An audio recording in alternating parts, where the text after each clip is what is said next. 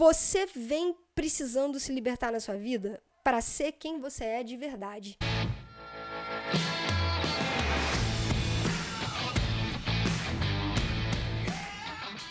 Seja muito bem-vindo, seja muito bem-vinda a mais um episódio do podcast Papo Cabeça.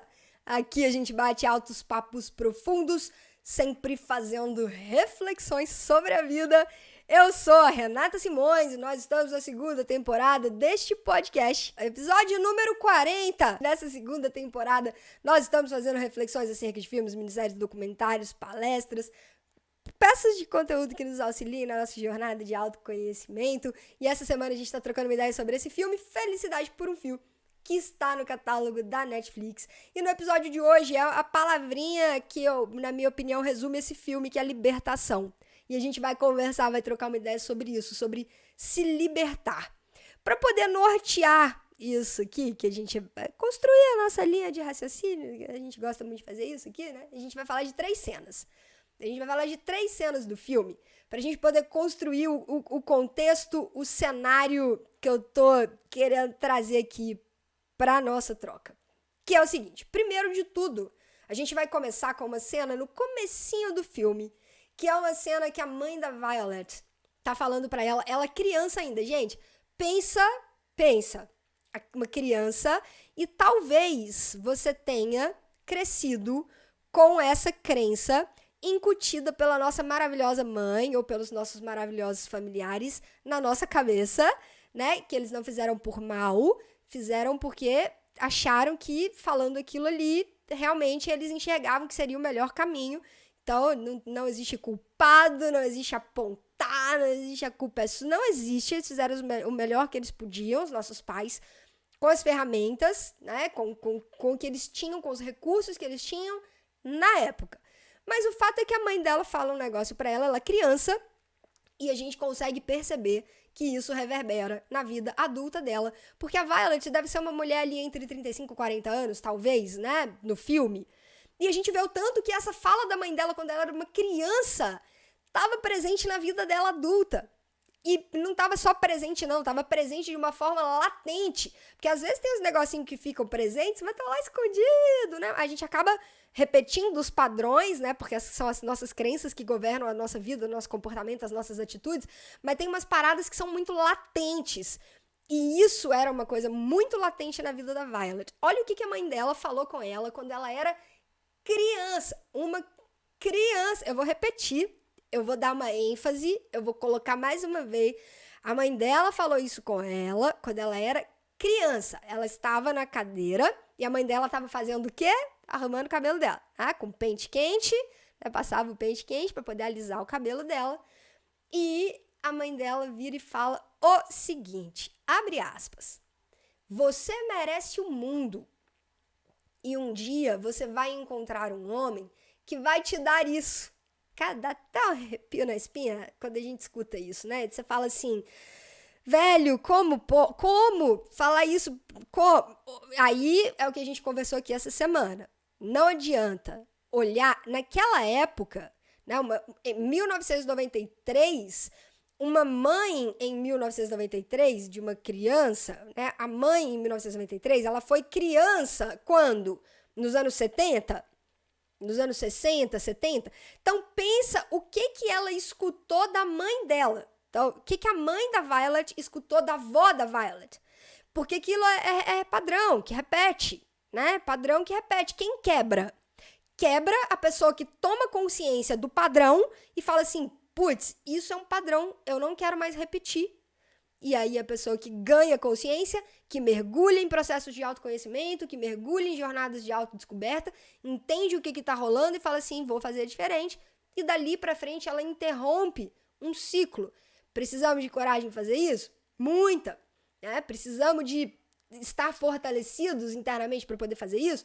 Muito. E acima de tudo a gente precisa de muito amor no nosso coração para fazer isso sem ferir outras pessoas. Mas o fato é que ela, criança, escutou isso da mãe dela. Você merece o mundo. Você merece. Olha aí. A crença de merecimento tá ligada a ela ter um homem na vida dela.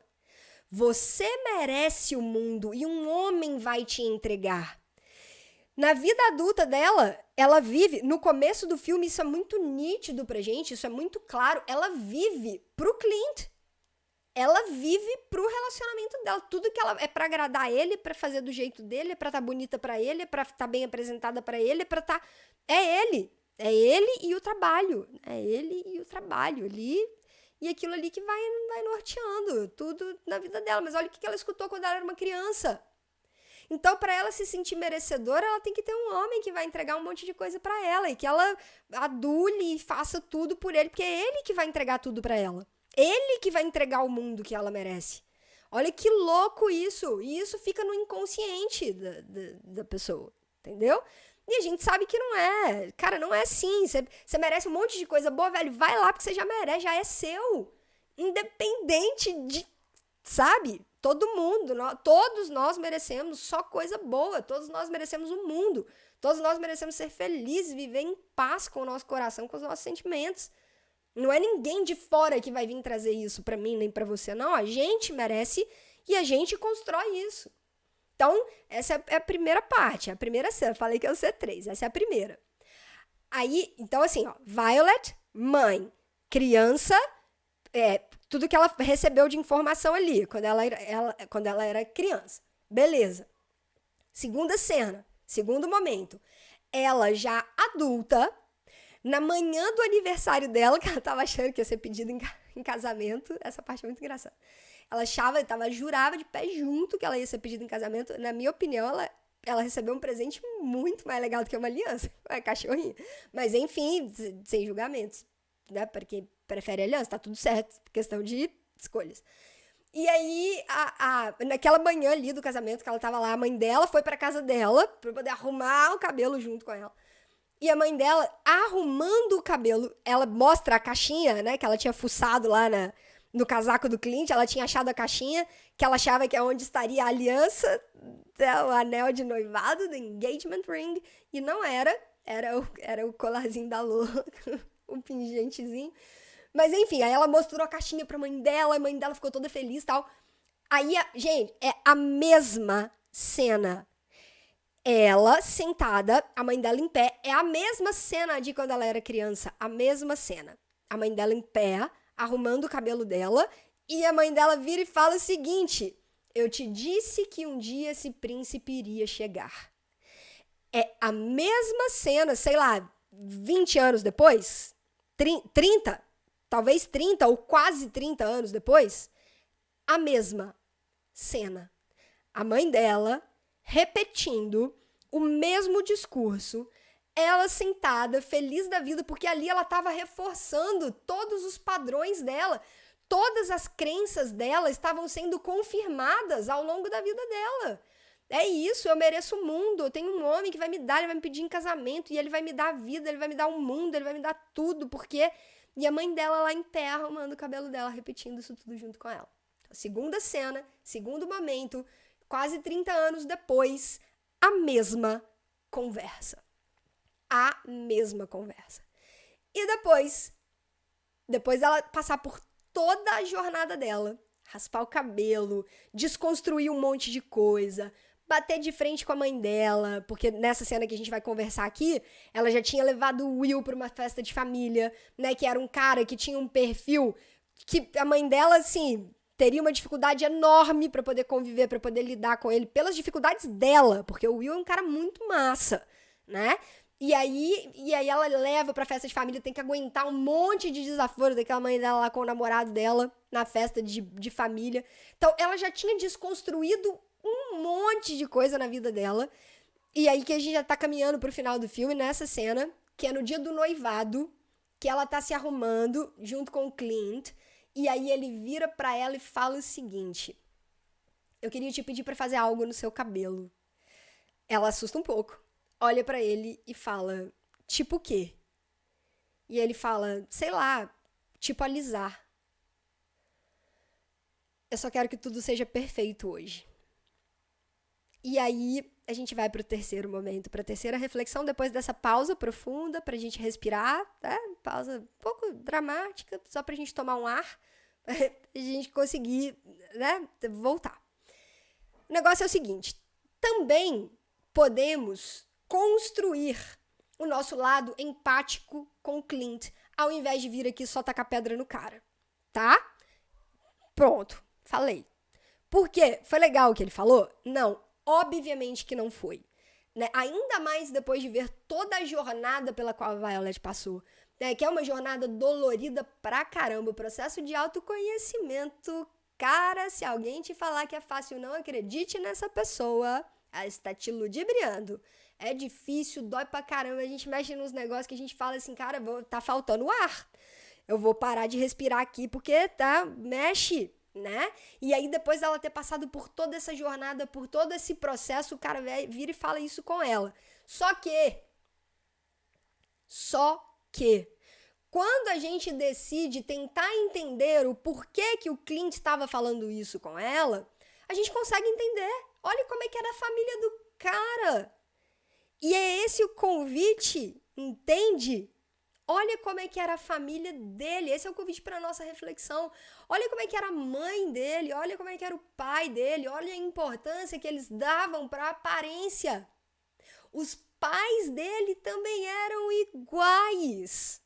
A Violet era no início do filme, igual a mãe da Violet, igual os pais dele, nem ele, passaram pelo processo de desconstrução que a Violet passou.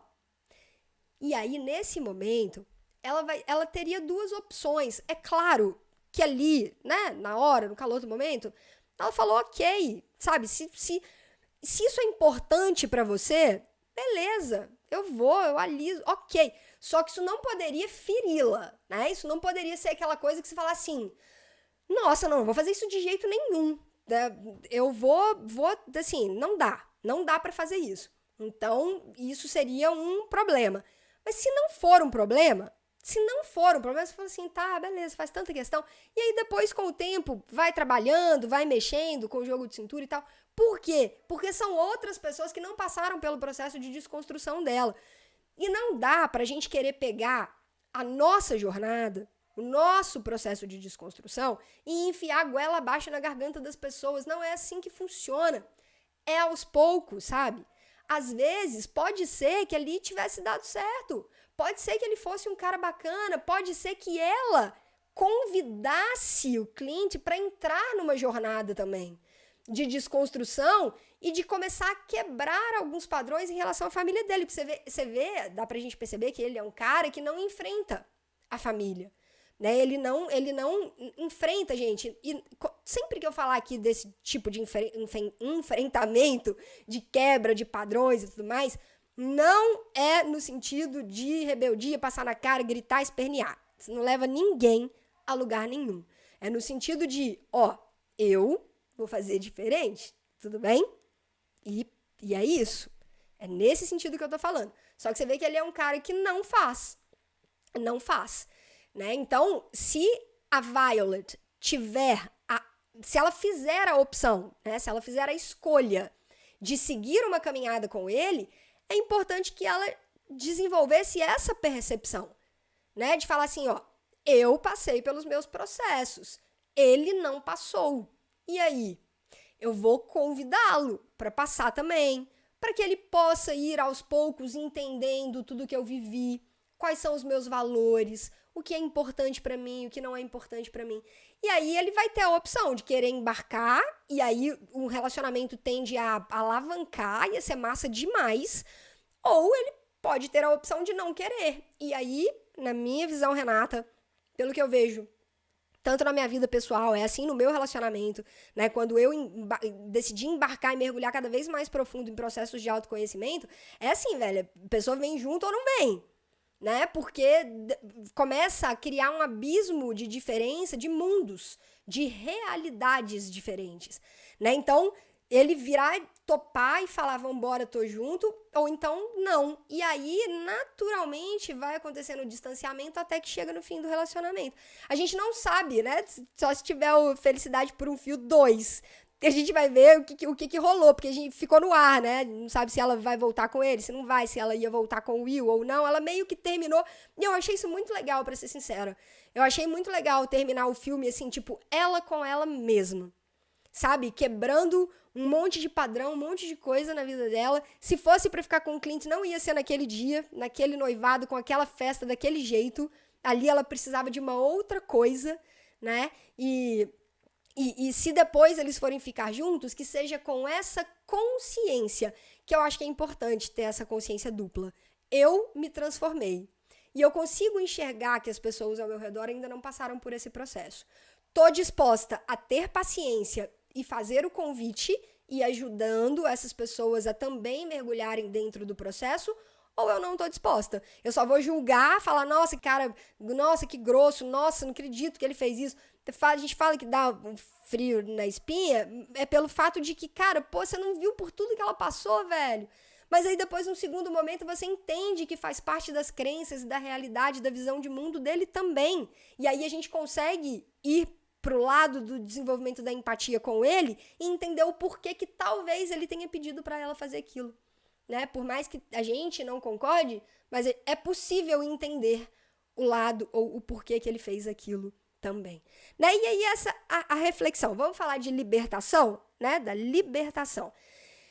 O que você vem precisando se libertar na sua vida para ser quem você é de verdade? A gente viu todo um processo de desconstrução da Violet em vários pilares que foram deixando vir à tona, aflorar a essência dela. Né? Então, ela precisou quebrar crenças, paradigmas dentro do profissional, dentro da aparência física dela, dentro do conjugal, dentro do familiar, e aí ela foi se libertando. E você? O que você sente no seu coração que, cara, tá emperrado e é aqui que eu preciso transformar alguma coisa para que eu possa me libertar? Faça essa autoanálise, olha para sua vida, olha para tudo que está acontecendo e se você identifica, toma atitude, toma decisão e comece a promover as suas mudanças. Essa é a vida que vale a pena ser vivida. Quando a gente começa a quebrar aquilo que pra gente já não faz mais tanto sentido. Com amor no coração, empatia e de uma forma ecológica. Não vai adiantar de nada fazer bem só pra você. Certo, galera? Dessa forma a gente finaliza as nossas reflexões. Hoje é sexta-feira. Tomara que você tenha tido uma semana incrível e eu espero que você tenha um final de semana maravilhoso pela frente. Desde quarta-feira já está divulgado lá no Instagram, @RenataSimõesYellowBlack, Yellow de amarelo, Black de preto, tudo junto, que é inclusive o mesmo perfil do TikTok. Desde quarta-feira já tá lá o filme da próxima semana, então eu espero que você assista aí no final de semana, separa sua pipoca, separa seu suco, sua cerveja, seja lá o que você quiser separar, assiste o filme. E eu te encontro aqui na segunda-feira, às 7h15 da manhã, no YouTube, nas principais plataformas de áudio, Spotify, Deezer, SoundCloud, Apple Podcasts, Castbox. A gente se encontra por aí. Um beijo grande. Durante o final de semana a gente se vê também pelo TikTok, pelo Instagram, mas certamente nos episódios da semana que vem deste podcast. Galera, um grande abraço, um beijo e a gente se vê. Tchau.